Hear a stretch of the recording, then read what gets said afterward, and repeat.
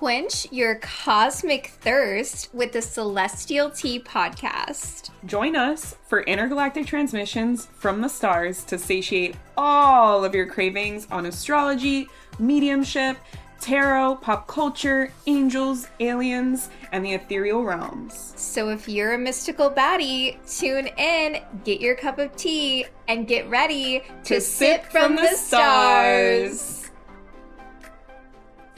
What up? We're Hi. back for more celestial tea. We're so about thirsty. A juicy transit today, though. Yes. A transit that already happened. We're in it. But is gonna be here for some time. Yes. So, yeah.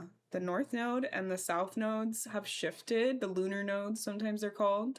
Yes. They were in Virgo and Pisces. And now they're in Leo and Aquarius. Buckle up. Do we want to reflect on that Yeah. before we dive in? So the South Node was in Virgo, Yeah. and the North Node was in Pisces. And for those who are like, what the hell are North and South Nodes? The North Node is the destiny point, like a collective destiny in the collective as we're talking about these transits. But when you're born, you also have the North and South Nodes, wherever they were when you were born, are in your personal chart, and that's like your personal destiny. Yes, and it's calculated by the moon's path on the ecliptic. So the North Node being the highest point, South Node being the lowest point on an astronomical perspective. And they generally are around like a year, 18 months. 18 months, yeah. Okay.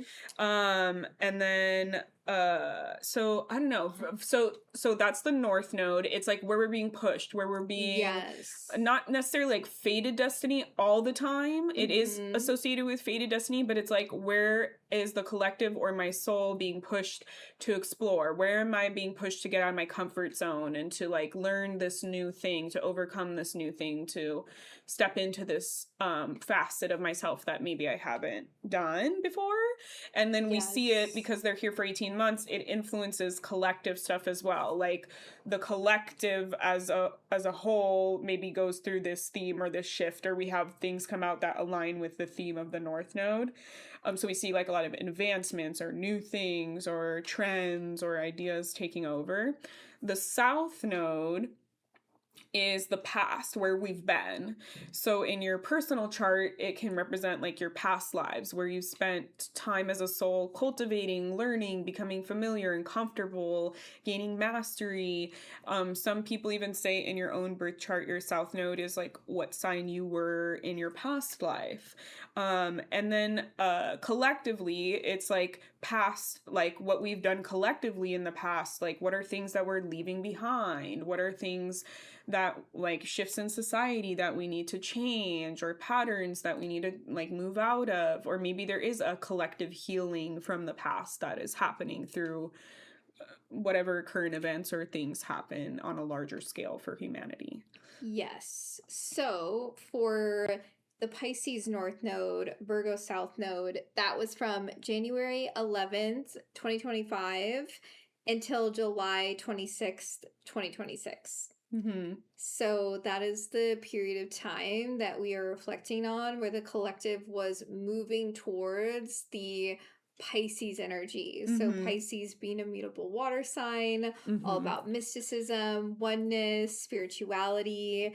And we really did see that on a collective level, this trend towards wanting to understand something greater than just the Virgo, the practical, mundane world. And we saw that through, I feel like, a variety of ways. The push towards like what we'd call the new age spirituality, but then also heightened emphasis towards religion. I mean, we have seen, at least in this country where we are recording, the US, Christian nationalism. And that was all in the Pisces transit. North Node transit. And Pisces can also be like dreams and fantasy. And I feel like a lot of people were sold, you know, like, I know this was from before the what did you say, January 2025? Yeah, January 2025, yeah. Because when was Trump elected? Was 2024, November. Yeah. So it's like actually kind of in that pocket. It was pocket. right in that pocket. Okay. So, cause like a lot of people were like, oh, he's going to make it this. He promised he's going to do this. The gas prices, the this, the that. Like, I feel like a lot of people were like, drinking the Kool-Aid, like buying into the fantasy of like the Pisces, like this will be better if we do this, you know. I won't go get us into war. Yeah. Look where we're at now. Yeah. I also was seeing the collective, like how you're saying, like the humanity piece, like we saw a lot of like revolutions or changes in collective, like Nepal had a revolution, like Mexico has been doing stuff, France has been doing stuff. There's been a lot of countries that were like, our government is not working for us, or this facet of our system is not working for us, and we're going to shift that intentionally and move towards like more equality, more like in Mexico they had like a lot of advancements around like workers' rights and like things like that. Because Pisces is a sign of compassion and unity. Ultimately. Yeah, and also a lot of like global stuff, right? Like think about like the genocide that's going on right now in Gaza, and how like literally people from all over the world went on those flotillas to try multiple times over and over and over to try and like help them out. We were seeing a lot of like global government leaders coming together, or even not, like continuing that, like our government continuing the false like fantasy, like we're the best because we're aligned with Israel or whatever, like lie bullshit. Yes, the illusions of Pisces energy. And we saw a lot of illusions from a lot of Jewish organizations too. Like all these people were just like, oh, anti-Semitism, using, like, hiding behind that illusion. And pushing the victim narrative of, like... Which is very Piscean. Because you took this means that I can get, like, the victim. Yes. Yeah. And then I feel like the service, like, being in service to people, there's a lot of, like, wounding that came up around that. Like, these people trying to help others, and we felt like we couldn't. Yeah. A lot of people, like... asking, can you donate? Like, I saw not just my own self, like people reaching out to me, even strangers, like, can you donate money? I need help with this or that or that or that. But it felt like this like humanity collective piece of like, well, my system is not going to help me, so I need to ask other people to help me out. Like very community orientated. Because we're not alone here, and Pisces teaches us that we are all a part of one collective body. Yeah, and I feel like it was showing, because Virgo rules over like health industry, medical industry, science industry stuff. Yeah. And I feel like we saw a lot of that, right? Like we're having like the whole like healthcare conversation because of Luigi Mangione. Yep. We're talking a lot about these systems, these things that are not serving us. I also feel like there was a lot of stuff around the gut, because Virgo rules the gut. I saw a lot of people talking about parasite cleanses, a lot of people talking about like the inflammation of like our diet, our lifestyle, and how our gut is highly linked to our health and like our brain health and like all these different things. Like we had a lot of talks around like vaccines, and like we even had like outbreaks, like not, I know with the Taylor farms there's been a lot now, but last year there was a salmonella outbreak from them too, so like tummy stuff, digestion stuff coming up, food stuff coming up, food getting expensive, like a lot of that coming up as well. And I don't know, I feel something with like the media industry too, right? With the AI. I know like AI was like more so talked about because of Uranus and Gemini and maybe like the Pluto Aquarius. But I also feel like Pisces is the sign of the artist, and a lot of actors and celebrities, they have Piscean energy. They're able to embody a fantasy, sell you a fantasy in a positive way, right? And I feel like there was a lot here around like these like deep fakes, AI fantasy, what is real, what isn't real was like a big thing.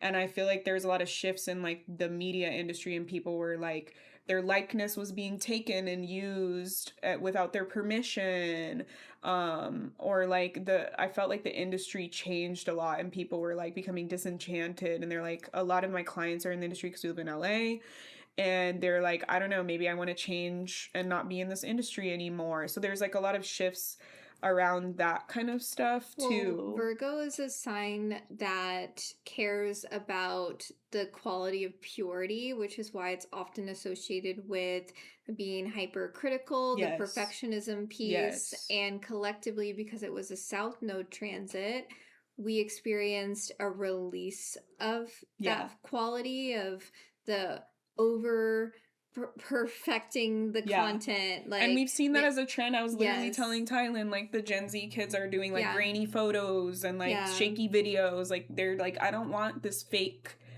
perfected thing, I want realness. I'm like yearning the Pisces for this. True heart, show up messy heart. But real. Pisces is so messy. So messy. And they're say swimming that in all of everything. Lovingly, as a Pisces rising. No, we myself. sometimes we need messiness to refine, right? That's the Virgo to Pisces spectrum. All of it, everything at once, or refine it down to one minute detail, right? Yes. So we are seeing this like big picture detail. Yes, 100%. I do feel like a lot of people were talking about the big picture, like they want humanity to be this. They want it, like, there's a lot of talks around matriarchy that came up around this time, and like environmental, healing and environmental activism and taking the environment seriously and the health of the environment seriously, versus like, what do we actually do though? Like, how do we actually create this change? That's like the Virgo, like the how are we organizing? How are we attaining our goals? So this transit for me was a really powerful one as a Pisces rising, like I just said, because it happened in my first house. So it was really an activation of self. Confronting activation of step deeper into your role as a spiritual leader and a guide here on this earthly realm. You incarnated to be the embodiment of that. And I feel like it was what I just said, embodiment. It was a huge activation for me and embodying all of my first house placements which is Lilith, Mercury, and Ceres, Demeter, the mother goddess. I feel like I got huge lessons in all of these archetypal energies and my soul's contract in embodying these frequencies. So it was a really big, transit for me, and the expansion of temple radiance, taking more hours at temple radiance, just being more visible. Yeah, you like got your own space. You weren't sharing with anyone anymore. Literally. You expanded into this newer risk. Yeah, I feel like it was also really activating for me. I have 4th house Pisces, 10th house Virgo, and I have Saturn in Pisces. So I had just finished my Saturn return. It was in conjunction with Saturn too, moving through Pisces. So yep, and then I have Virgo Mars and Virgo Chiron in my 10th house. So I feel like in the Pisces way, I stopped talking to my mom. I set a boundary around this unhealthy relationship in my life, in the 4th house themes of family, where I have Pisces. So that definitely helped me like step further, like, no, I'm making this intentional choice to value myself and to set a boundary here with what I'm open for, what I'm not open for. And I had a lot of positive family transformations come from making that change. And then in the Virgo, like the South Node, I definitely feel like with the Chiron, I was releasing and healing around like my public persona, like my career. I felt this whole time was like, something is coming. And a lot of people felt that. And like my other friend who's also 10th house Virgo, something is coming. And I felt like it was just like releasing like these authenticity pieces of like, oh, I just want to show up in this way and I just want to feel this way. So then just give yourself permission to do that. Just be free. It's okay. You don't have to be perfect. Like releasing like those pieces. And also realizing that like you are a figure of authority and you need to like start acting like that, because that's in your roots. You have Saturn in your literally home. Like that is That's like what your soul said, incarnated and said, yep, this is gonna be my home, like Saturn. Yeah. This the figure of authority within the realms of Pisces, which is mysticism. Yeah, so I feel like as a mentor and as like a leader, I don't want to be like a lot of spiritual people, like, it's me, I'm the catalyst for you, no. Yeah. That's not my morals and values and beliefs. We are mirrors for other people, for holding I'm here up to the help mirror. you. I don't have like, yes, I have the answers because I can channel them or whatever, but it's not me. It's like spirit that's channeling them, right? Like that's sharing them. So I get a little bit shy to like say the thing and to be bold, and they were like, nope, just do it. Like in my content, I stopped like caring so much of the perfection piece, and I was just like, just put out a fucking video. Just take 10 minutes to make this video and put it out. You just need to share stuff with the world. Like you need to share your thoughts. It's not that big of a deal. It's okay to be polarizing. Like, and nobody was like, this is polarizing, you know? So it was just the fears that I was releasing around that. Yeah. Because my Chiron is around taking up space. So I was definitely like doing those types of things. I had like some past life knowledges definitely come through around that. And like Tylynn helped me with some of those. We really embodied that in our work too, where we moved from like super polished, perfected content to like, we're just gonna dance and like, don't take it so seriously. Like, we're just fucking around having a good time. Have fun. And I did the same thing with like, I was like, these things I'm holding myself accountable to, like, they're not helping, they're not serving, they're draining me. Change it. Who cares? Just change it then. And like, it was fine. Yep. Yeah. So, the Aquarius North Node. Yeah, like, and let us know what it was for you. What stuff, where did you have Virgo, Pisces?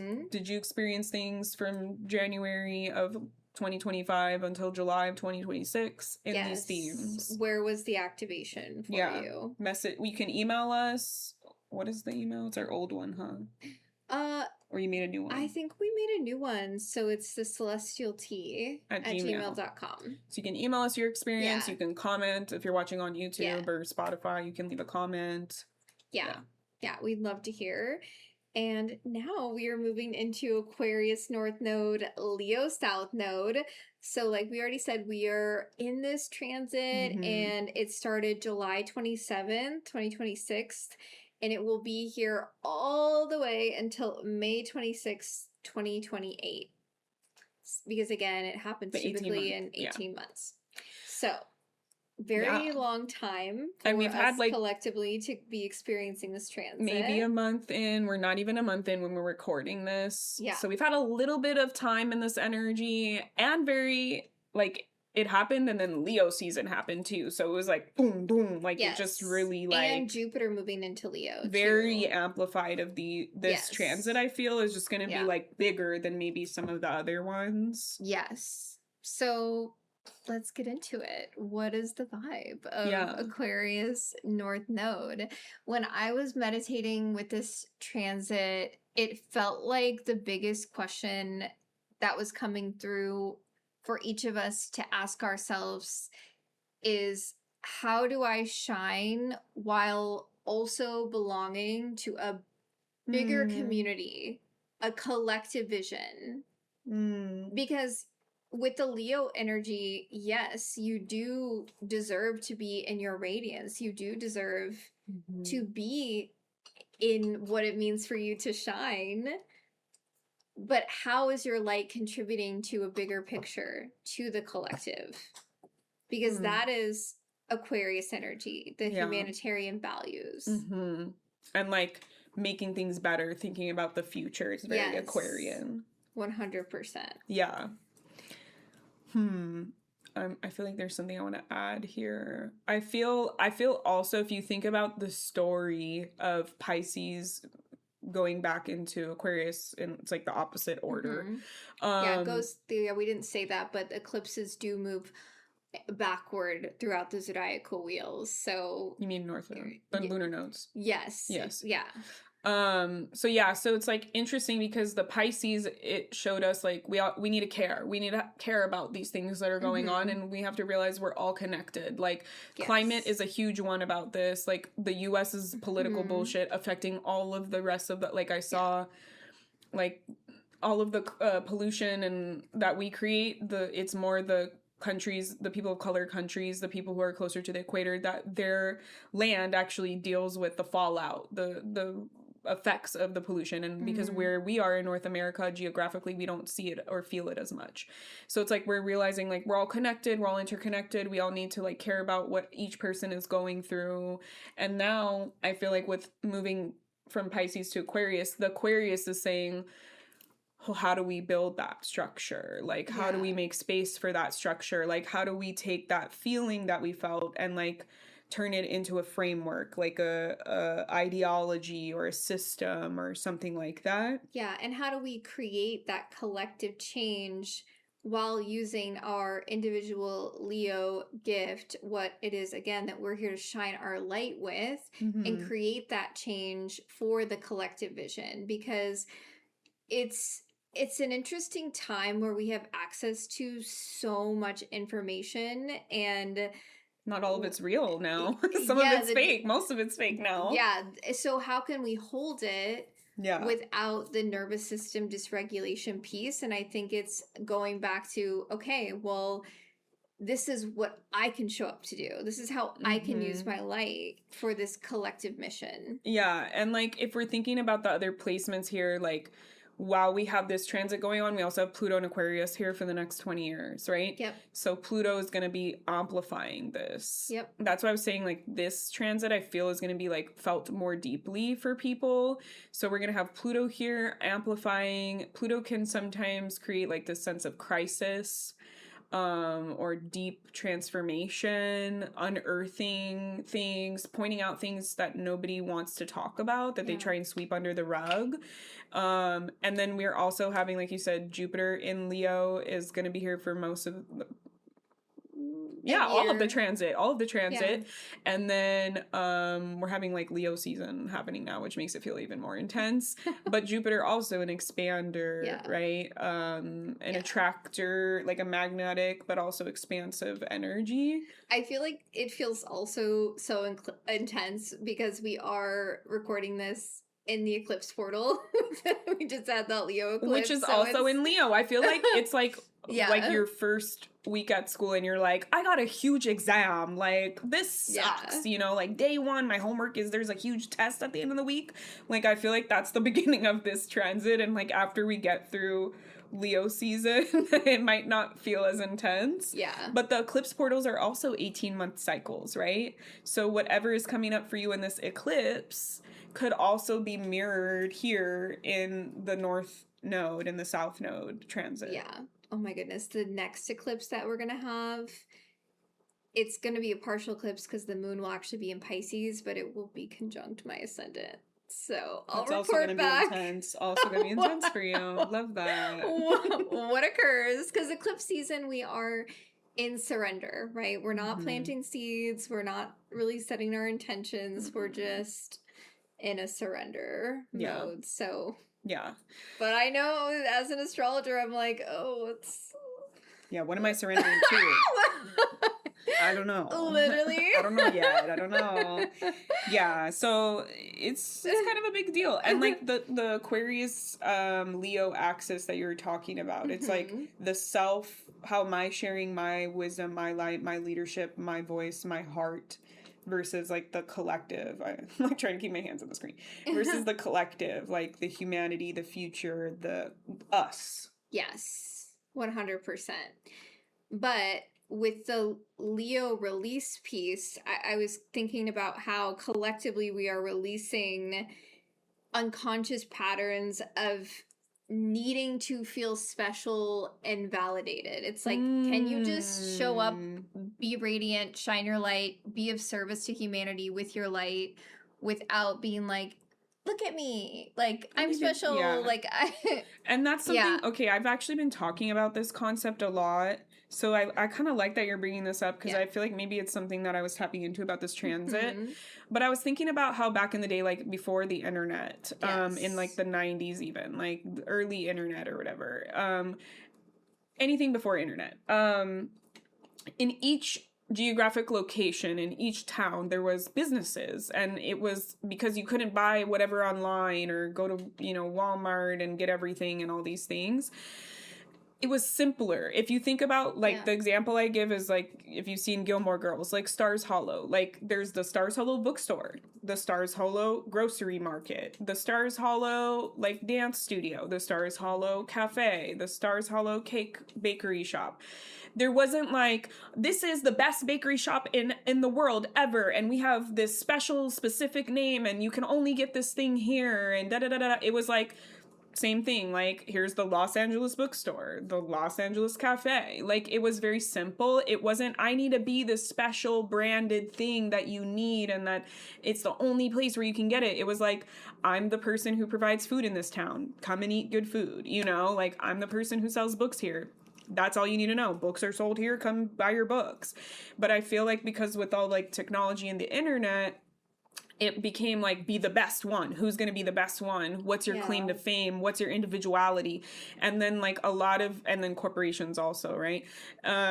Took over, and a lot of these, like, just regular, humble, like, businesses, they got ousted by, like, the next best thing and the best one and da-da-da-da-da. And so then you, like, kind of lose out because you're like, well, now it's just this one thing that claims that they're good, but I miss the old one, you know, type of thing that was just, like, tried and true hometown vibes. Yeah.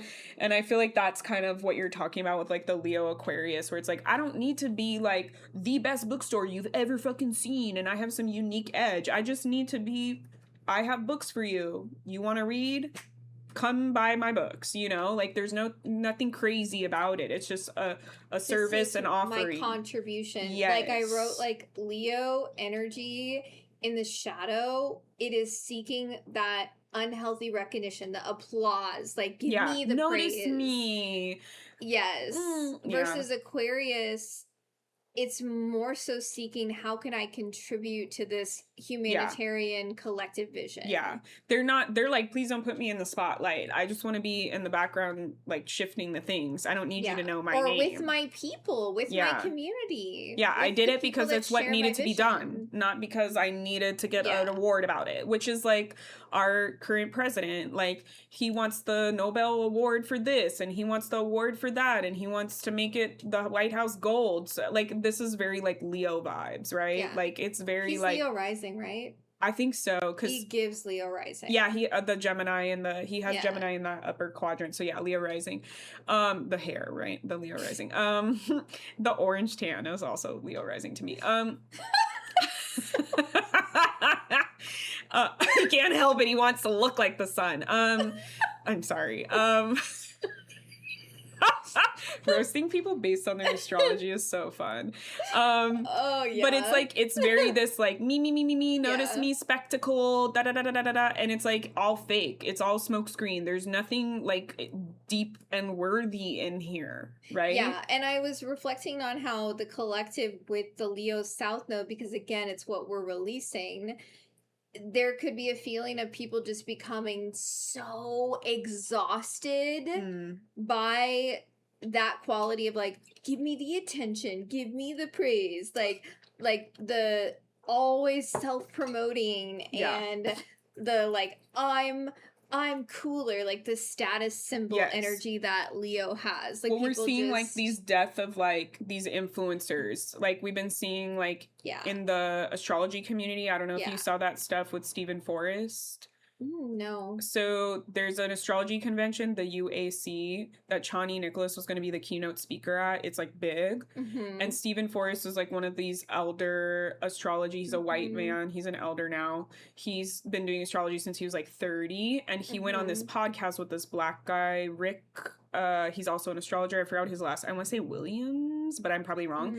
And he said the N-word on the podcast, and he made like some racist comments as well, and what the fuck? The astrology community was like in an uproar about it, and this was like a couple weeks ago, so like after this transit happened, and everyone was like, what the fuck is happening here? And so they were like, a lot of astrologers made like these petitions and Google forms, and they were like, hey, we don't think it's cool that like you're like a big key player in our community and you're exhibiting these racist behaviors. We want to hold you accountable. And so like he sort of like made this like non-apology, like basically saying like, oh, I said this and like I know it's bad, but like I'm friends with black people kind of vibe, like, well, Rick is black, you know, type of thing. And he kind of just said like, oh, like don't take it so deep type of thing, like it's not that big of a deal, I just misused this word. And people were like, I actually am more pissed now that I see this apology, this quote unquote apology. And so then they were saying like they wanted to call for him to be removed from the UAC. And even Chani Nicholas was like, I'm not going to speak there and be the keynote speaker unless something changes. And so all these big astrologers had like this open, they have like a group chat of like the big name astrologers, and they like called him, Rick called him out in there, because I saw another astrologer had like a phone call with Rick and then he explained all these things. But people were like, it doesn't matter if you apologize just to Rick, like you hurt all these other people of color. And you're not taking accountability for hurting all these other people who listened to the podcast and were upset by this or had some kind of trauma from this. So that was like a really big thing. And like a lot of people were like, a lot of astrologers were in the comments like supporting Stephen Forrest, and like what? They were like saying like, you guys, let's all get along. It's Pluto and Aquarius. Like we can move past this. We need to be like aligned in humanity. And they were trying to like bypass it and just like sweep it under the rug. And they were like, he made a mistake, like so what, da da da da. Like, and people were like, so now a lot of people, there's this theme of like people getting called out, and people are seeing past like the illusion, the Leo performance, and they're like, these spiritual teachers are not in integrity, and like we don't want to make space for them, or we don't want to learn from them. There's been a lot of people who are like going to Jesus or like going to like Christianity that were like spiritual people. There's a girl, I don't know who she was, but on Threads people were losing their minds. She was a big spiritual figure. This was before the Stephen Forrest thing, like a week or maybe at the beginning of this transit. And she like denounced all the spirituality like Doreen Virtue did. Alex Reads Tarot. Yes, her. Yeah. And I didn't know who she was. But then everyone was like, what? Right? Like, oh, like I learned from this person. Like I mentored with this person. This, like I built my ideologies on this person. I heard she was so young. She was only like 22. Like reading like that. I'm like, what? Yeah. Like, and so like people were like in an uproar, and they were like, you know, became like a joke of like, who else is gonna, you know, find Jesus in these times or whatever. Before your Saturn return, you're out here, I don't know, just that's, and a lot of people like, were talking about that it's like this quickness of like the Leo, like I can get famous, I can market, I can do all these things, and people are like, you know, sipping on my juice as if it's like gold, but there's no lived experience. You haven't been tried and tested and been a healer for 10 plus years, or, you know, like all these types of things. So that became a really big like conversation in the community lately that I've seen from different things, you know. Also brought up something that's super Aquarian to the people defending this guy, and then the other people like, no, we have to hold him accountable, because Aquarius energy, it does represent the quality of who are your people, who are the people that share your vision, and those ideologies can be opposing, and this is what creates rebellion and revolution. It is essentially, when we break it all down, it is, this is what I stand for and this is what you stand for. Yes. And Pluto is in the backdrop of all of that. Mm-hmm. And yeah, the astrologer is Ricky Williams. That's the guy that he's like an NFL star, and he co-founded this Lila Astrology podcast. So it was from the United Astrology Conference, the UAC. So just wanted to make sure I got their names right. Hell yeah, Chani, though. I fucking love Well, Chani. wasn't just Chani, like all these other astrologers were like first, and then I saw Chani being like, I'm not gonna, and a lot of big name, they had this, I filled out 2 petitions. One was like, are you affiliated with an astrology organization? Like, have you ever learned in these communities? Because there was another girl that I saw through one of the astrologers I met that lives out here. Why am I blanking on everybody's names, bro? And there's this other woman that was part of, I think it's the other lady in the podcast. She got called in, and my mutual friend, she had done like an astrology college course school like training with this woman, and she said like it was during COVID 2018 to 2020, and the whole cohort was like, she's racist and homophobic, and they called upon her like resignation or whatever, and then she became like a figure in this whole Stephen Forrest situation, and like she was helping to like mediate or quell or whatever. And then my mutual was like, what about her like racist and homophobic history? How is that being brought into conversation? How is she able to speak on this if she also was like someone who did this too, you know, type of thing. So it became like a whole, people were like, accountability, we need to see, and it wasn't like they were like, cancel him.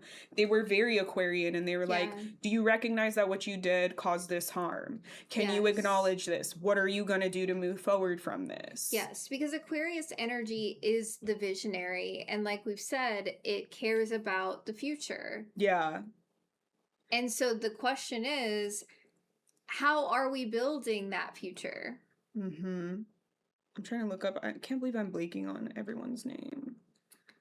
But yeah, I mean, with this situation you're bringing up, it's like the future that all of these astrologers in this community are building is a future where people are held accountable to their harmful actions, but without being rejected altogether, because the rejection is what causes, I think, so much of the harm. It's like every villain story. You're cast out, and then you become more of a villain, and versus like it's not healing what the problem was in the first place. Like an indigenous point of view is like, come back to the circle. Yeah. Understand what you did was wrong, but have moment for repair. You are love. Yeah. So let's come back to restoration and into harmony. Yeah.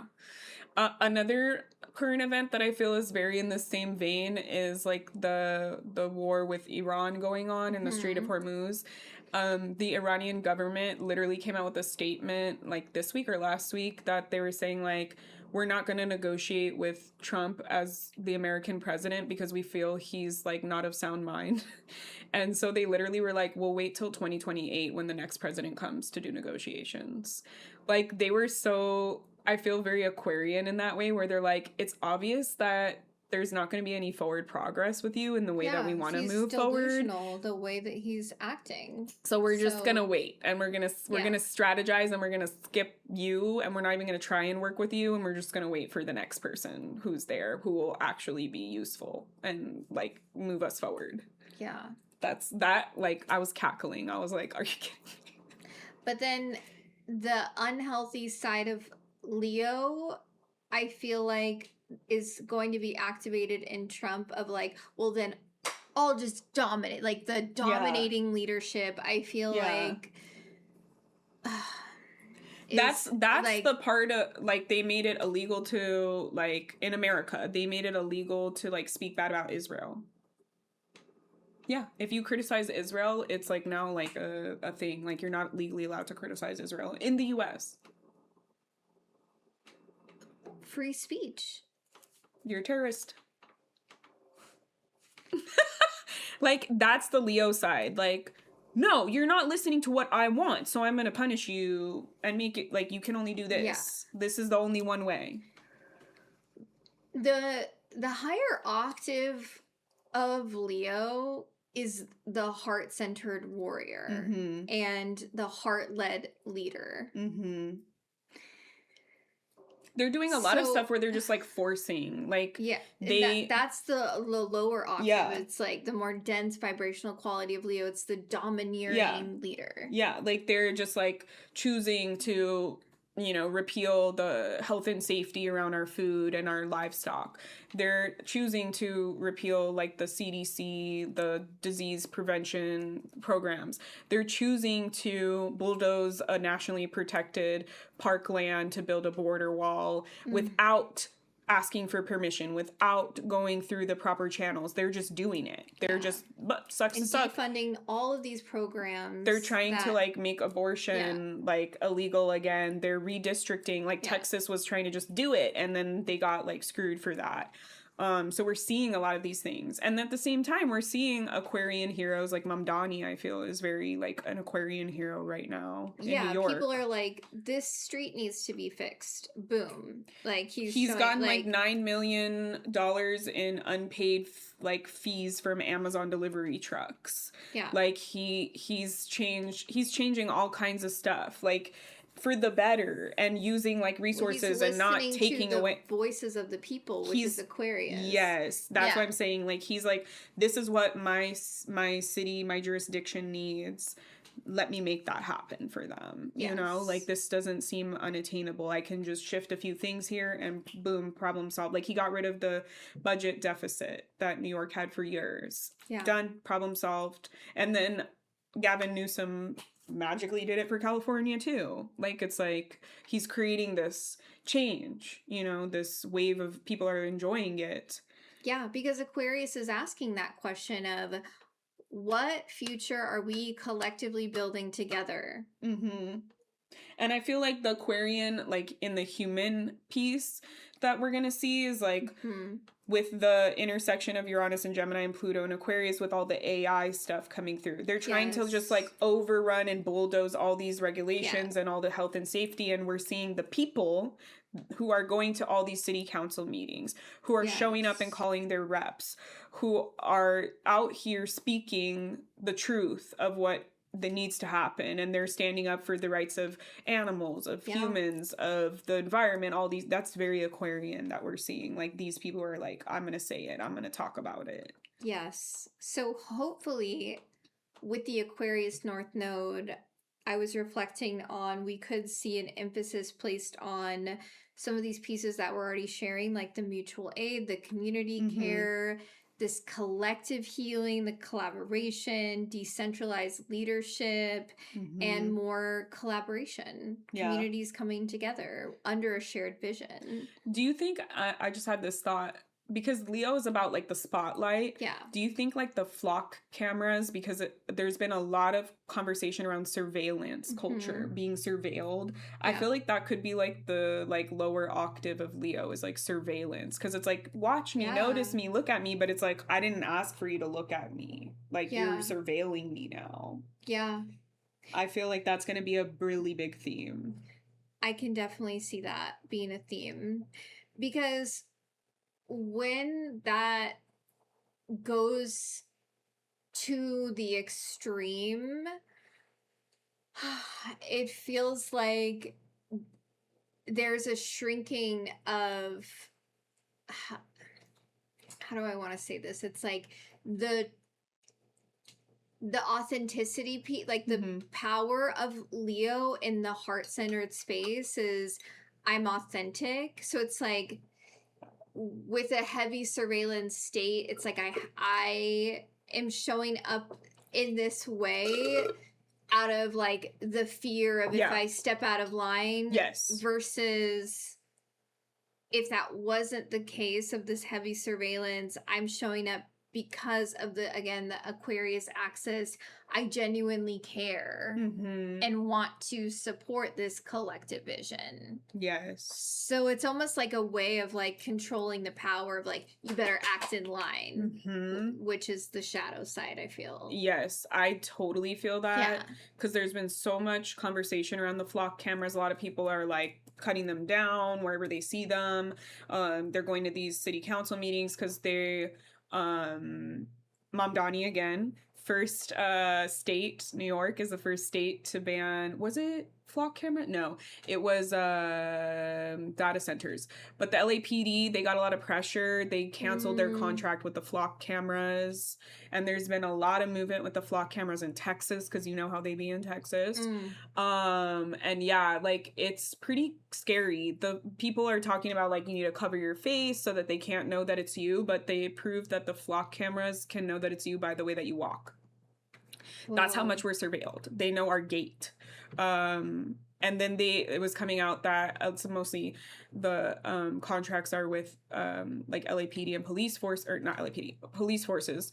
And they were like, yeah, it'll help if you get into an accident. You can request the video, like da da da da da. And then they did this research and they found that the police officers were surveilling, like stalking people with the flock cameras.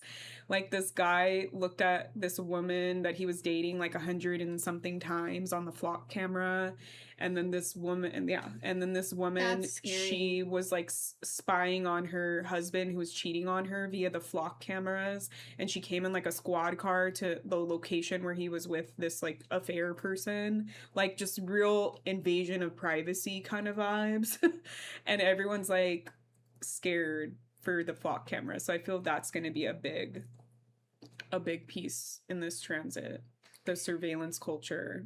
I have a story that I want to share with you off the pod. Okay. Okay. On this topic. Yeah. But it's wow. Yeah, people are really... So thank you to those men out there. Yeah. I haven't seen a lot of women. I've been mostly seeing videos of men just cutting them down. So thank you for that. Like they literally have like a portable like angle grinder and they're just like, and they cut it. Wow. Yeah. I feel like it's again, it's like forcing people to act in a certain way for the societal standards versus like, how can we build self-trust, which is the medicine, the hierarchy. That's been the theme with the spiritual community. They're like, you need to be with people who don't tell you it's all about being with them, but they inspire you to trust yourself. Yes. And do your own inner work. 100%. Yeah. Yeah. Because with Leo energy, the medicine is your heart, the truth of your heart. And a lot in our current society is not heart-centered, very disconnected from the heart. Yep. And that's why we're seeing these like the shadow aspects of the Leo. Yes. Yeah, for sure. Rough. Yeah, I feel like it's the same with AI. They're like, just accept it. It's here to stay. There's no working around it. Like someone, there was a show, I don't watch the show, it's an Apple TV show. It's with that lady. It's like a funny show, but they were showing this scene where she was talking about AI and how this guy was like trying to sell it to her and being like, it's just here, just you got to deal with it. There's no escaping it. It's just the new way. And she was like, that's digital rape.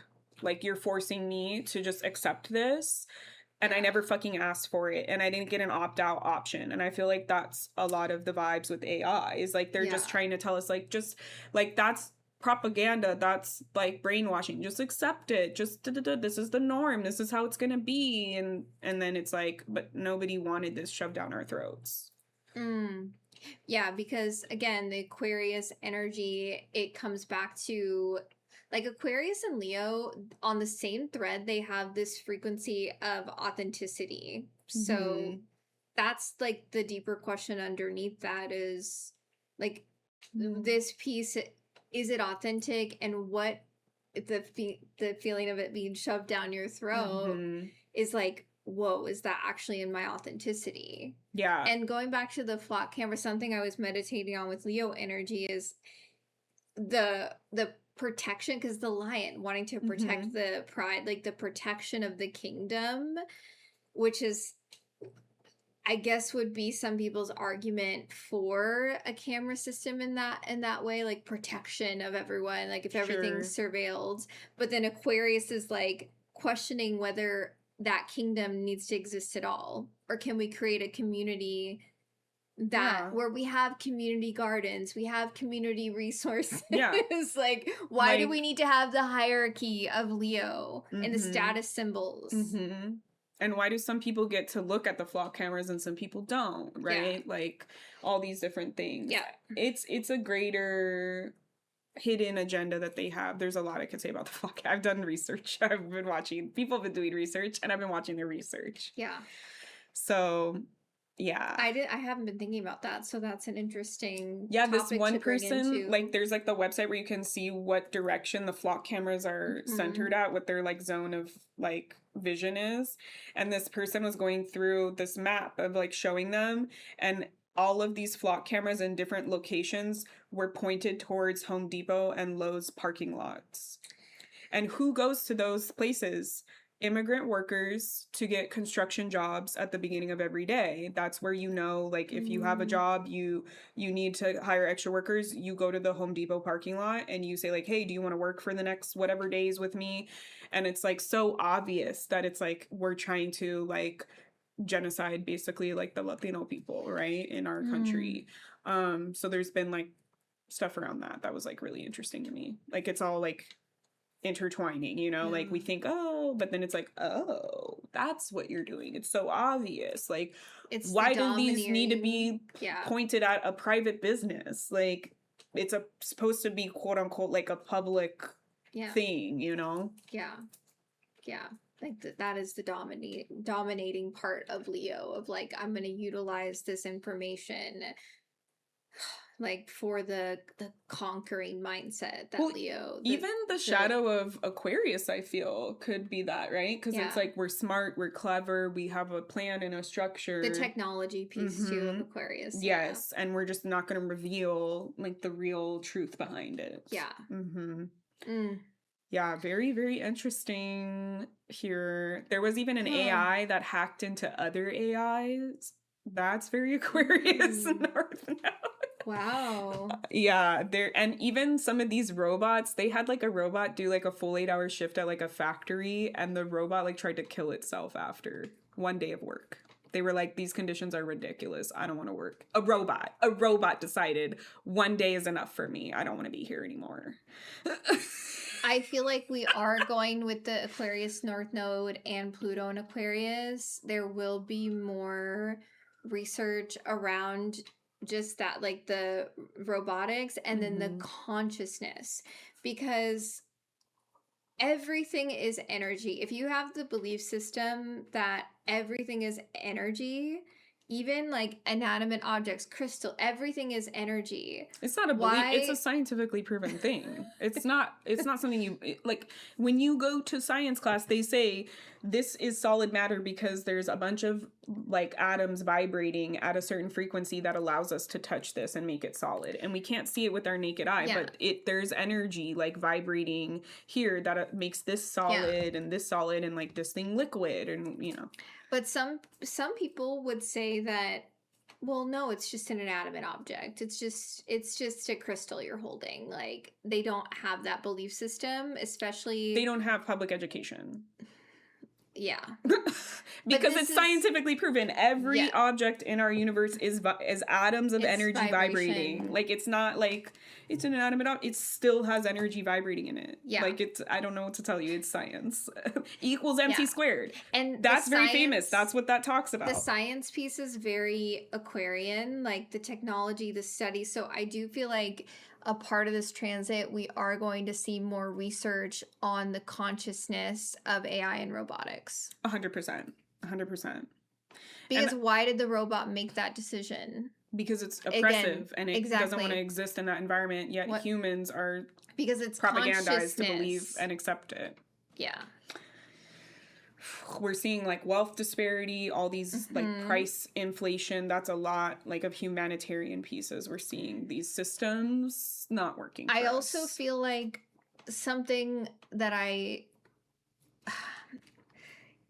this is the axis of power, right? Because the Leo is like, let me hoard the power, but in the depth of my heart, this is something I really wish for humanity. There is so much technology that could benefit the collective, like clean energy. But these resources, this technology is being hoarded by that Leo consciousness. So hoarded and actually destroyed by our government. There was a lot of that's the truth. There was a lot of wind farms that they created all this infrastructure, all this jobs, and our government was like, we don't need that.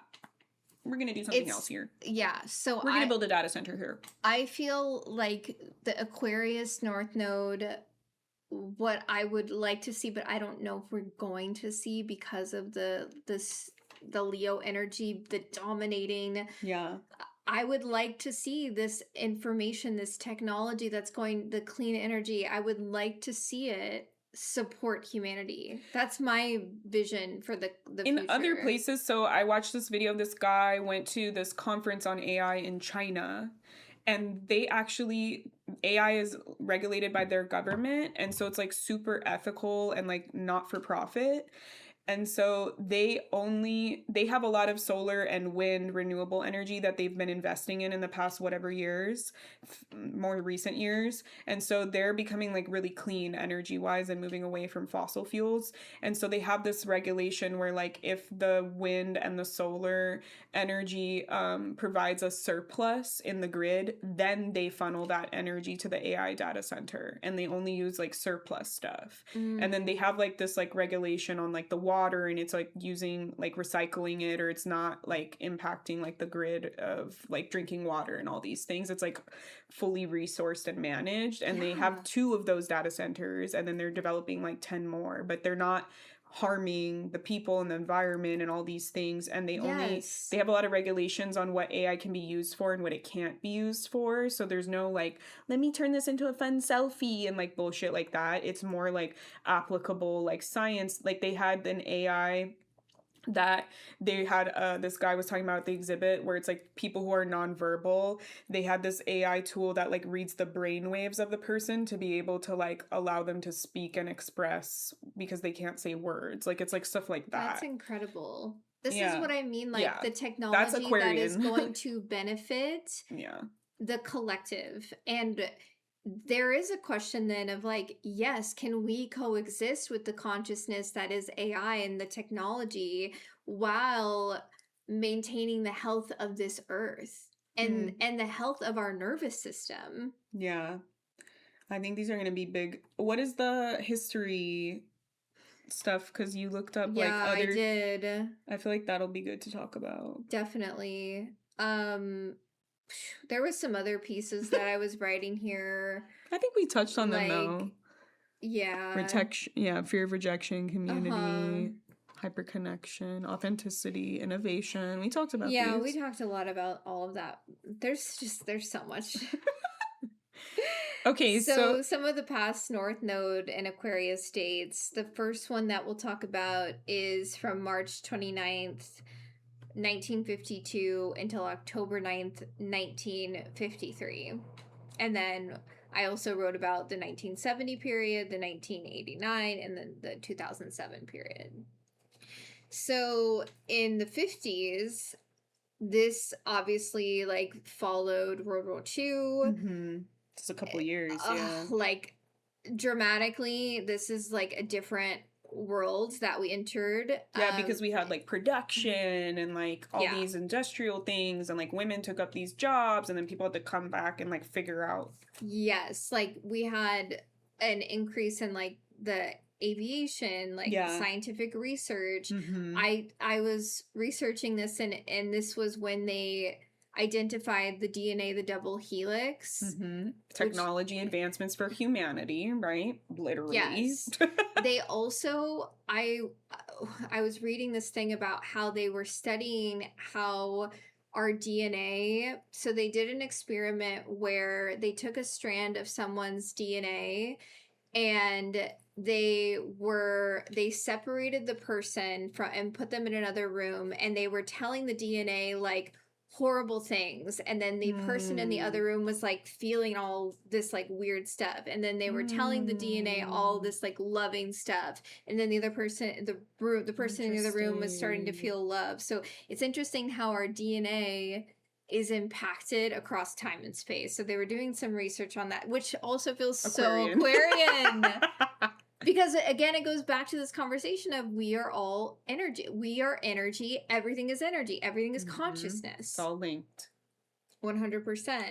So yeah, lots of scientific breakthroughs were happening. Because after World War II, we had like NATO. Maybe that was like formed before the 1952. Yeah, that's where we were getting some breakthroughs in the aviation and like the technology and going from like the radio to television, all of that. So not NATO. What am I? The UN. That's what I'm thinking of. The UN. Yeah. When was that founded?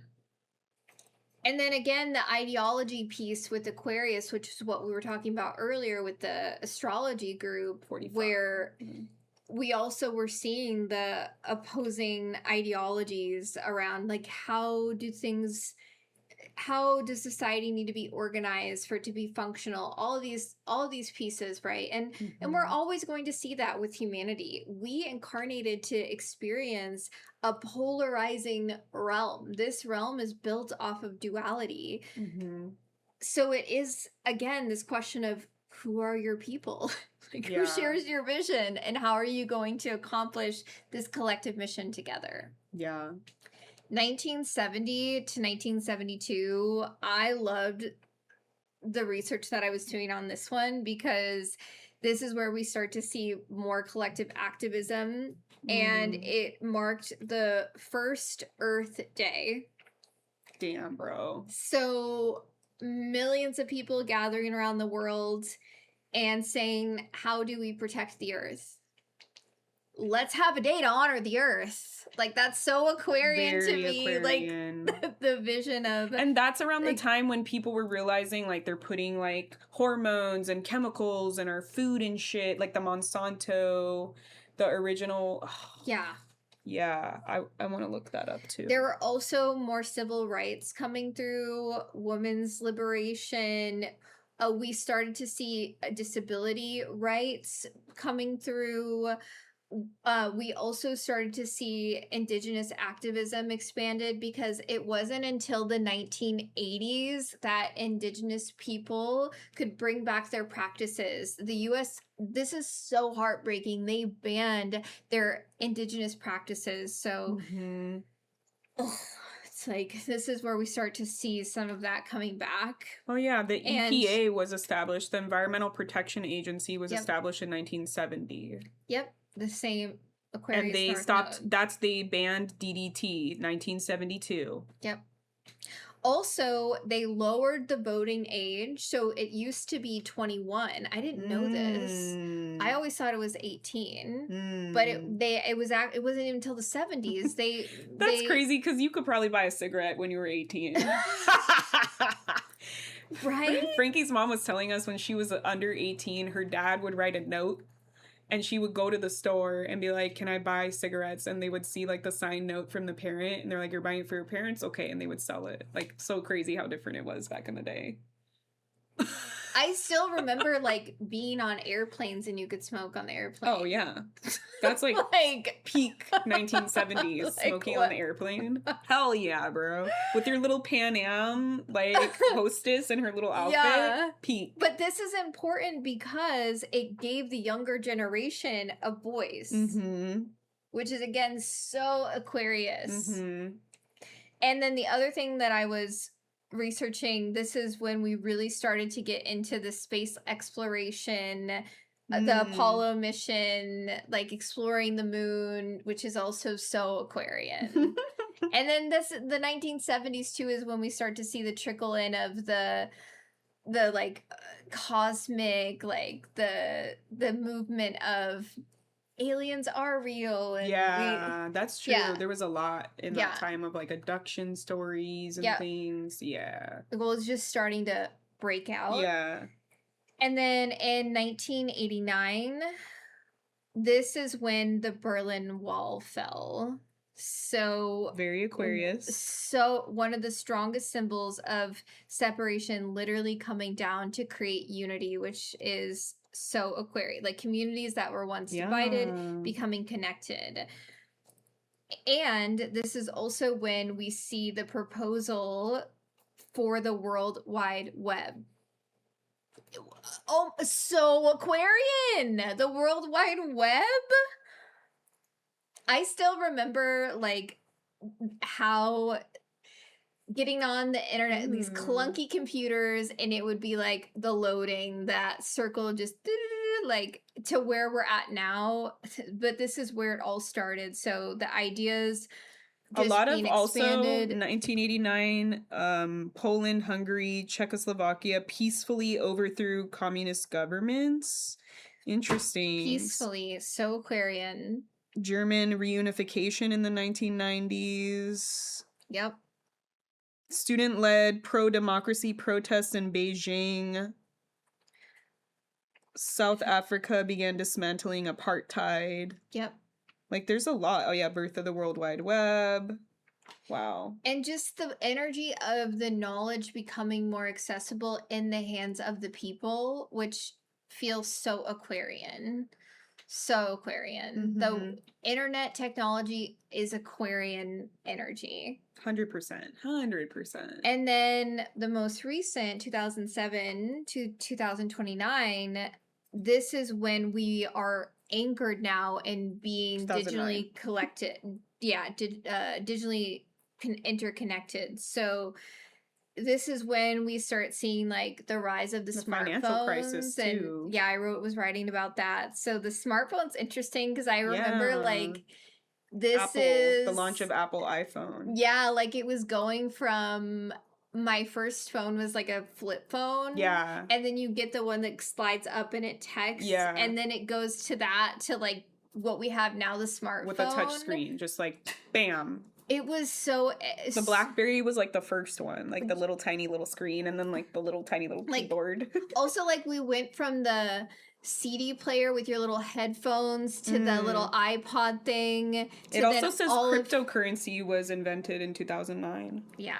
Very Aquarian because it decentralized money systems, Facebook, Twitter...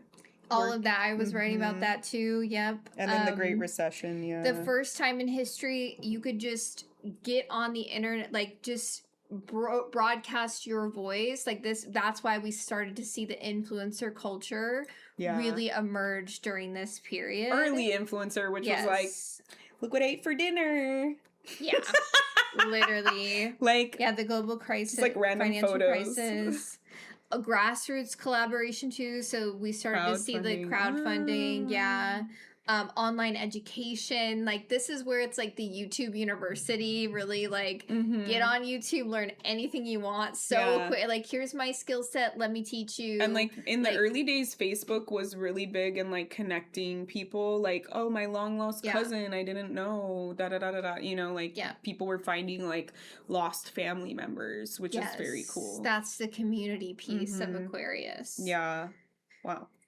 Yeah, so whether it's the technology accelerating, the internet, the AI, space exploration, Aquarius is always seeking that collective community frequency, decentralizing like authoritative power structures, putting it in the hands of the people, the power of the people. Yeah, that's all Aquarius energy. Dang. Isn't it interesting to witness the pattern throughout history and see that thread that's interwoven? And yeah, it is really interesting. And like, there's something about like the collective versus the individual experience here with these types of transits. So like, if you have Leo and or Aquarius placements, buckle up, right? Like, listen up, research these placements. That's maybe the area of life or the part of self that's going to really be impacted by this transit, especially around the time where the like north or south node is like exact degree of that placement. It's really going to highlight. So I would look up those things and be like, okay, like if I have Aquarius at 10 degrees, like when is the north node going to be there? And that's probably around the time when it'll really activate me and really push this theme of whatever house I have Aquarius and or Leo in. I'm experiencing that right now. I have Athena 29 degrees of Aquarius. That is where the north node is right now. And I have Saturn at 27 degrees of Aquarius. There you go. So this is a part of the karmic contract that I signed and that everyone who has Saturn and Aquarius, y'all signed it with me. We are here to build a future for humanity that is more sustainable. And that's how they talk about it with the collective transits like this. It's like the people that have the placements are the individuals that are being called to act. Yes. This is the universe is saying, hey, you with this Aquarius placement, you are part of the collective shift. Yeah. You are a big key player in whatever way it is, whether it's in your regular life, your job, whatever it is. But you are a catalyst. You are a key player. That is how collective shift happens, right? Like many people get lit up, get activated around the world, and they spark these little changes that become bigger changes, right?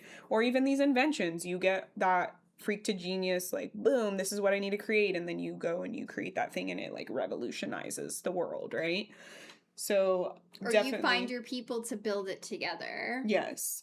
Whatever it is, yeah. right? So it's like, especially if you have placements in either of these and any aspects to those placements. Like if you have a square to your Aquarius moon, or if you have, you know, a conjunction of your two Aquarius placements or different things, like look at those.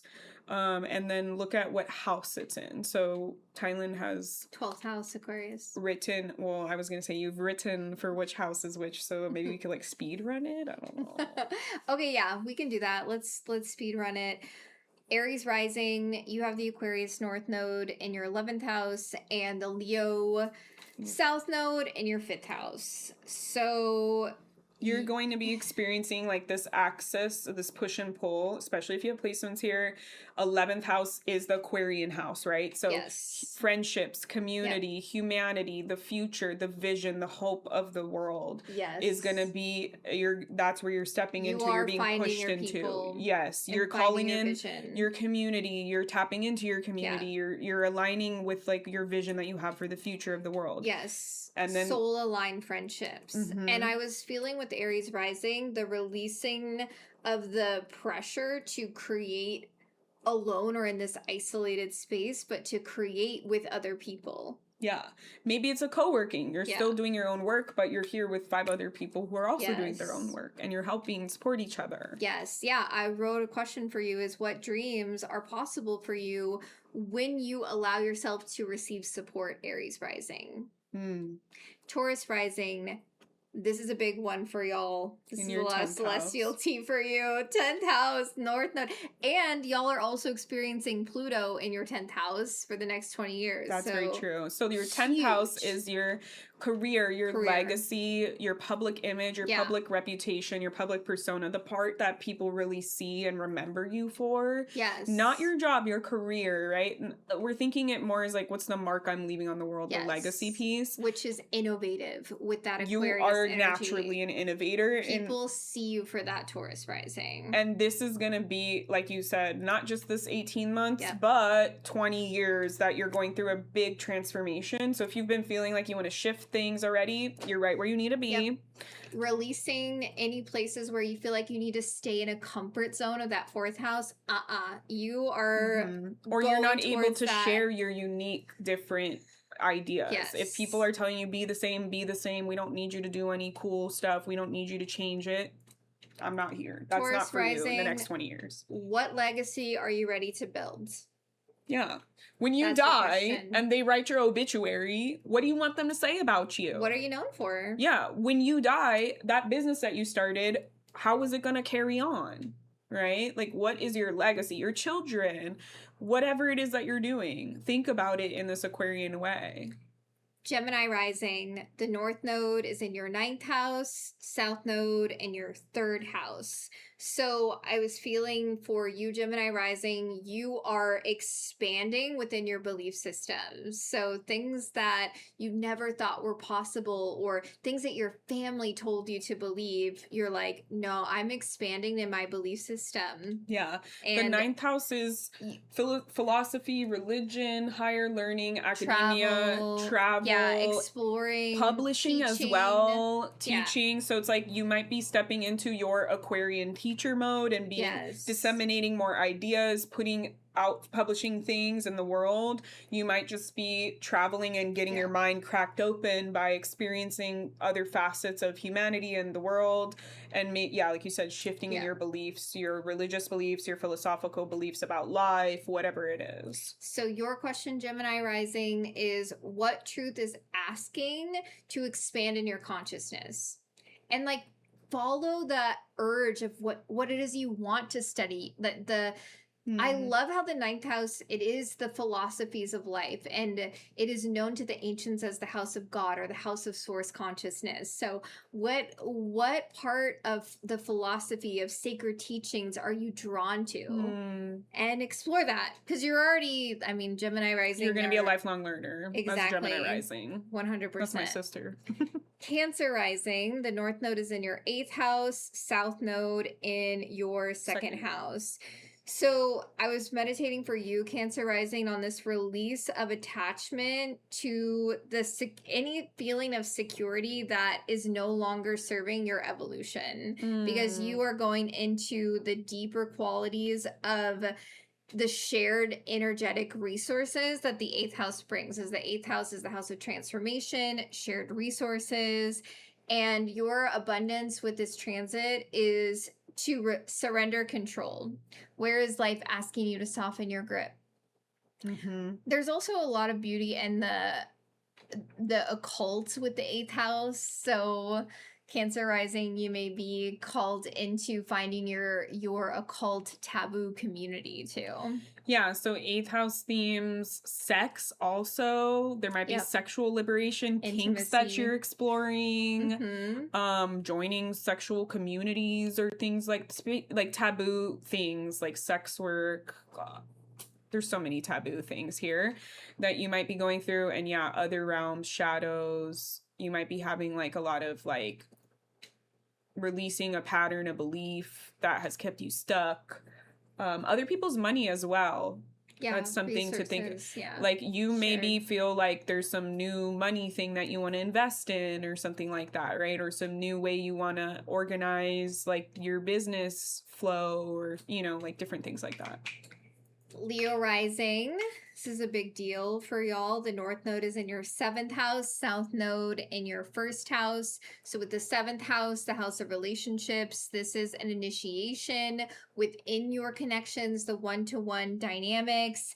This is going to be a big transit for you. Yeah, you're releasing any form of hyper just independence. But the truth is you also have Jupiter in your 1st house, so it's a glow up in your 1st house, but you are still being asked to transform your relationship dynamics. Pluto's going to be in your 7th house for the next 7 years. So how can you love and hold the energy of love without the quality of like the hyper independence? What I keep seeing is like, while you are shifting yourself, you still need to think about like, how do I need to shift with others? Because I just see this belief of like, well, I changed. Yeah. And are these people going to get on board with that change that I had? But it also needs to be, well, I changed and now I need to reevaluate how I'm showing up with others. And if there needs to be calibration here as well. And not just like get on board, like get used to it. I'm different now. Yeah.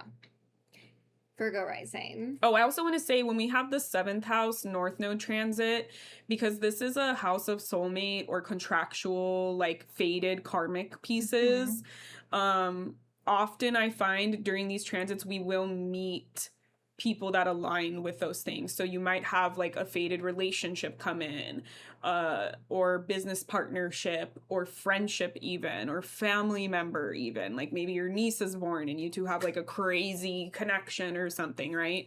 So, and faded doesn't always mean magical blessings and bliss. Sometimes faded is like, wow, that person had to come in my life to humble the F out of me and teach me this lesson because I was being stubborn here because you're a fixed sign rising, right? So just be aware of that especially if people who have Aquarius placements, they're going to be activating this for you. Yeah. And again, Pluto's going to be there for you for the next 7 or 20 years. Transform. Every relationship is a transformation during this time. It's intense. Yeah. Good luck. Virgo rising. North node in your 6th house, south node in your 12th house. So I was meditating around this quality of spirit is asking you to embody your gifts and how you are here to be of service to humanity through your daily devotion.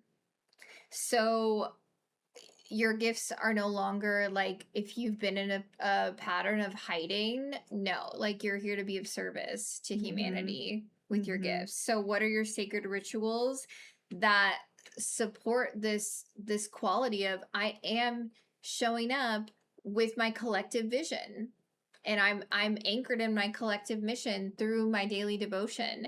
And also there's a quality of moving towards the health practices, rituals, that support your vitality, all that. Yeah, I feel like with Aquarius here, you're being asked to like work smarter, not harder. Yeah. Like I feel like this could be a theme of like maybe you get really into like those new technologies, like a red light therapy, or like, you know, electromagnetic something, like something very technology that helps you heal or helps you maximize your routines or stay accountable, like an app or like a workflow system, or because it's about our day to day. So it's like I might be like reinventing, thinking outside of the box to help myself, if that makes sense. Yes. Libra rising. The North Node is in your 5th house, and the South Node is in your 11th house. So is meditating for you this quality of your soul is just saying create, create, create, create.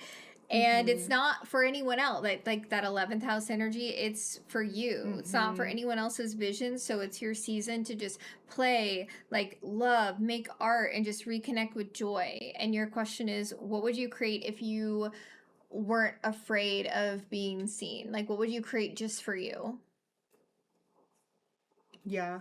I think the 5th house also has like inner child stuff. So you might have inner child healing. There's a lot of like thing around children. So you maybe could get pregnant, especially if it's your destiny. And even like romance. There could be like a lot of romantic movement here for you. New beginnings. Yeah. Scorpio rising.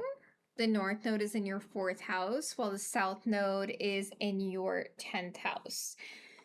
So this is interesting because, again, y'all have Jupiter also transiting through your 10th house, so you are getting this expansion energy with your house of career. But you are also being asked with the North Node in your 4th house to allow your home space to be your sacred temple. So that you can replenish and rest. And there's a lot of, I feel like for Scorpio risings, healing ancestral patterns so that they can continue the expansion within the career and the legacy piece. Yes. So that they're building this life that is like really nourishing their nervous system. And again, it feels like it's going to be out of the box here as well. Like maybe whatever I need that nourishes me in my home might be some technology thing, or might be a different way than we've done it before. We're also choosing different than our lineage. Maybe we're freeing and liberating ourselves. Like it's giving like a lot of women are like, I'm the first woman in my line to choose, you know, to be happy and to not be tied down by like marriage and kids just because you have to, or, you know, things like that, I feel. And your question is, how do you truly create belonging for yourself, that like true home space? Sagittarius rising. Hi. North Node is in your 3rd house. South Node is in your 9th house. So this is the frequency of writing, sharing, having conversations, podcasting. Like your voice is this beautiful energy to communicate.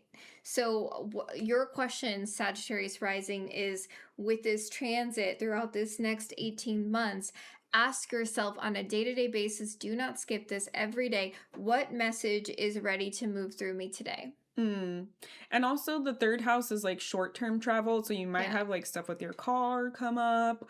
And siblings. So there can be like sibling shifts here. Maybe you get closer. Maybe you overcome a family thing or whatever.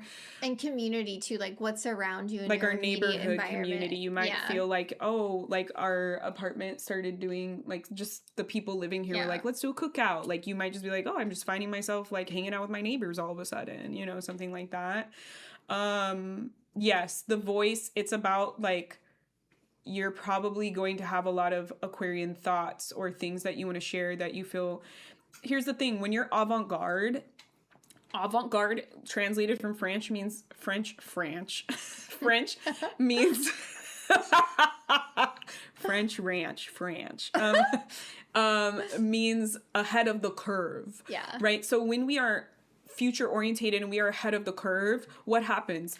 People are not ready for what we have to say. They say, shut the fuck up, that's fucking weird, nobody's doing that, you're a weirdo, get out of here with your weird ideas. 10 years later, everybody's doing it. And you're like, I said we should be doing this 10 years ago. And it's like, but people were not ready. Yeah. So with this, asking that question every day, I like that as a question, as like a practice, because it's going to develop and hone the skill of having a strong outer skin, a tough skin for when people are like, that's stupid, I don't fucking care about that. And you're like, you're the one who needs to hear this. It's your voice. But if people are like, I don't want that, and they reject it, it's probably those are the people that need to hear that message. Those are the people that need to open up to that message. Yeah. You know, like, it's important for you to share. Well, especially Sag risings, you're going to take Speaking up the so truth, much too, space, right? too. Yeah. Sag is the truth over everything. Yes. So you have probably a lot of hard truths to say.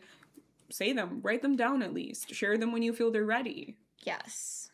Yes. And I invite you also, if you're here listening, sipping the celestial tea with us, learn from Love's journey with this, because you really are just so outspoken. You speak your truth, even when you know it's not the popular thing to share.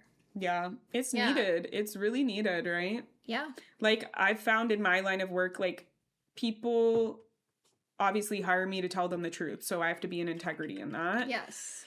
But they also appreciate that I'm able to be truthful and honest for things that are hard for them to hear, because it's things that we often know, but we're just avoiding, right? So that voice that cuts through and says what's needed is really powerful when everyone's just trying to like yes and you and make you, I don't know, think that you're perfectly fine and whatever. Capricorn rising. North node is in your second house. South node is in your 8th house. So for you, Capricorn rising, I was really reflecting on how your soul is rebuilding self-worth. You are being asked to go deeper into your value system, your worthiness, releasing any fear or scarcity, the dependence of the shared resources of the 8th house, and cultivating a life that is rooted in your own values and your inner stability. So your question, Capricorn rising, is what is truly priceless within me? Like, what are those values and belief systems that I'm so strongly rooted in that create my life? And like, if I have a moral, right? Like, if I have a belief, am I rooted in that?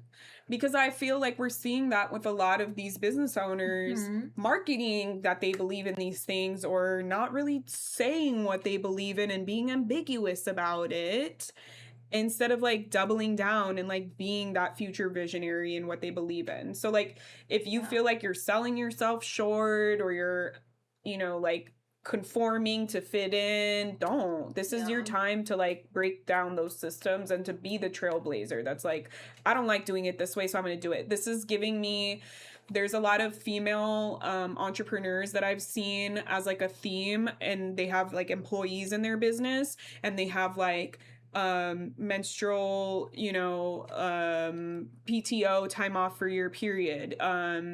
There's this one lady who, when Trump was elected, she gave everyone the day off work. She gives people like bonuses for like, I forgot what it was, but it was like something like very just different out of the normal business practice. They have like unlimited PTO in a lot of new places, right? Or they have like paternity and maternity leave, or they have like even bereavement for when your pet dies, or like different things like that. So there's a lot of new values that are coming through. Like, imagine if you have a different a system that feels like it works for you, and not it's trying to mesh the current system and like what you want.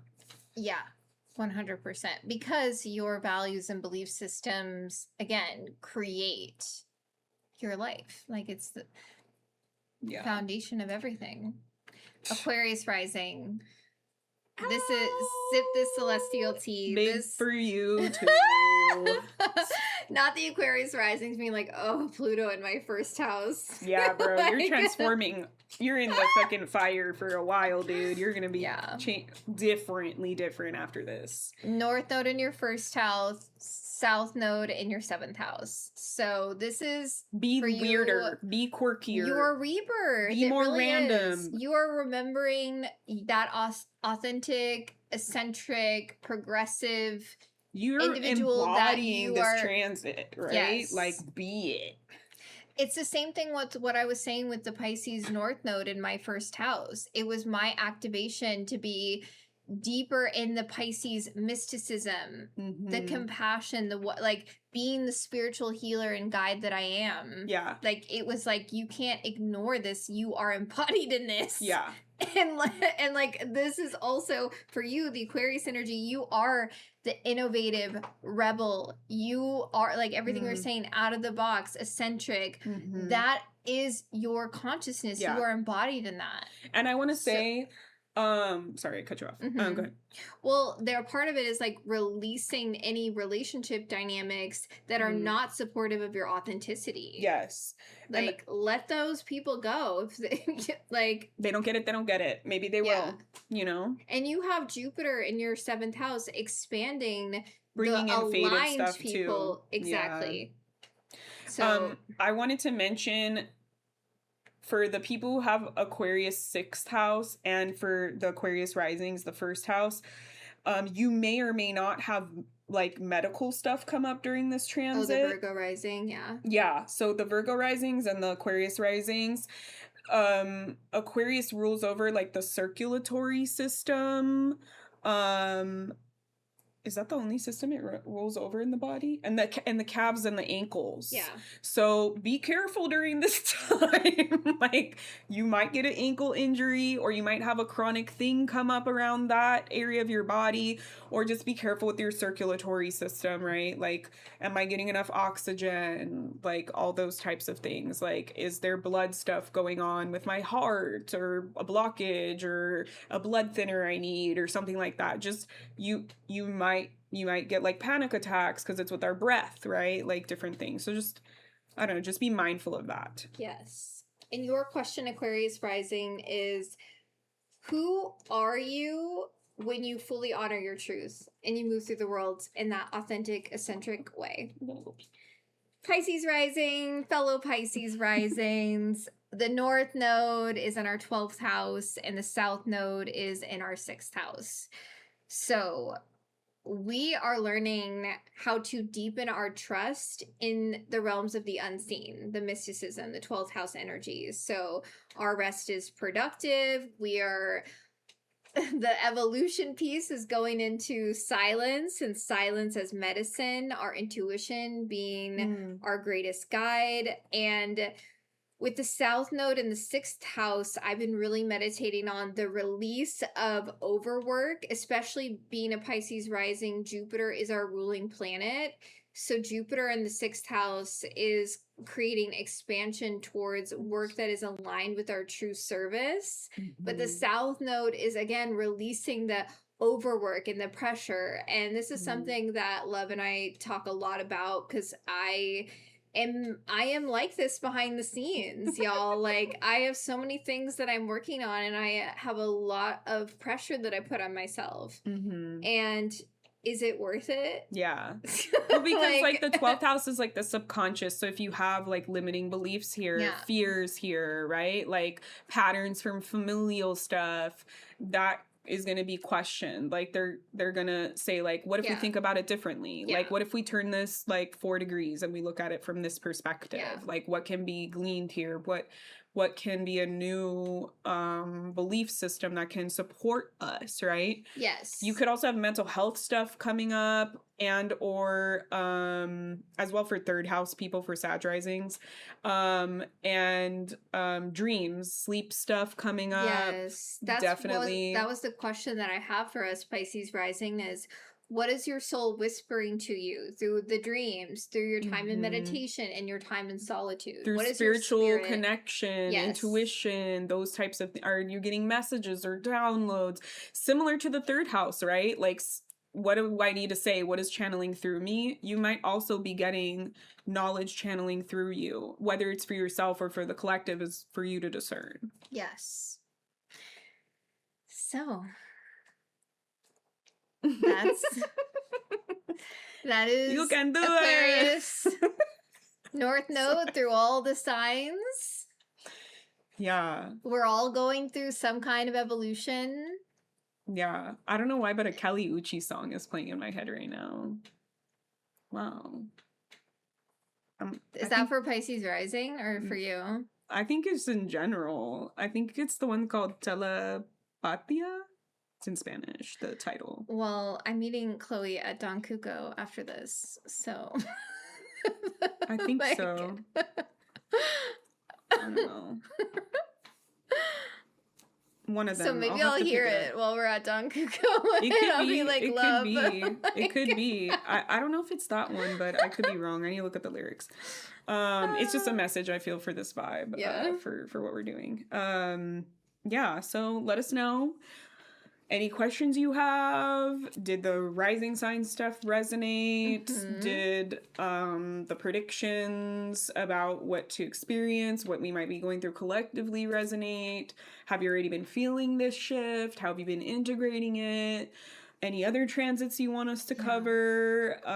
Any other topics you want us to cover? Any like celebrities you want us to channel? Any media that you want us to do the big three of, whether it's TV or books or anything in between, music even. Yeah, we will take all and any of your suggestions that you have. We want to keep sipping this celestial tea with you. Send this to your friends, family. This is all about our collective soul evolution. Pick 7 random numbers. Text the link to them. Or just on IG, like, pull it up. Oh, this person. Let me send this. Yeah. And especially if you feel like this person would get a benefit from this wisdom. Yeah. Or it's like something in this episode sparked a conversation that you'd like to have with this person. Yeah. Can you listen to like 30 minutes to 35 minutes? I want to talk about this. Yeah. Yeah. Please and thank you. And leave us a review. Yay. Any of all the things. Really, really helps. We're trying to build this community, and that means you're part of this community, and we're asking for your support. We're calling in our community How Very Aquarius. Yes. Who are our people? Who likes chilling with us? I know who you 5 people are. We're so grateful for y'all. Yeah. But let's expand. Let's grow. Can there be 10? Let's 20? 20? 30? Oh my god. If each person tells one person, we would get there so quick. I feel like we're fun. We're a fun vibe to hang out with, right? I'm a cool mom. And that's why we built this, is because we have so much fun People together. like our vibe together. Behind the scenes, we're just like yapping about all of these topics. And that's why we made this podcast and why it's had so many iterations, because we just have lots of fun ourselves. So we were like, let's share this joy. Yeah. Who's our community? Who wants to sip the celestial tea with us? Yeah. So thank you for being here, and thank you in advance for sharing our podcast with people. I think that's pretty much it. Yeah. Here's to the Aquarius North Node. Woo! Yay! All right. Bye. Bye. Was today's celestial tea hot or iced? Let us know by commenting, sharing, posting, leaving a review, or whispering it to the moon. She'll let us know. Thanks for sipping the celestial tea with us.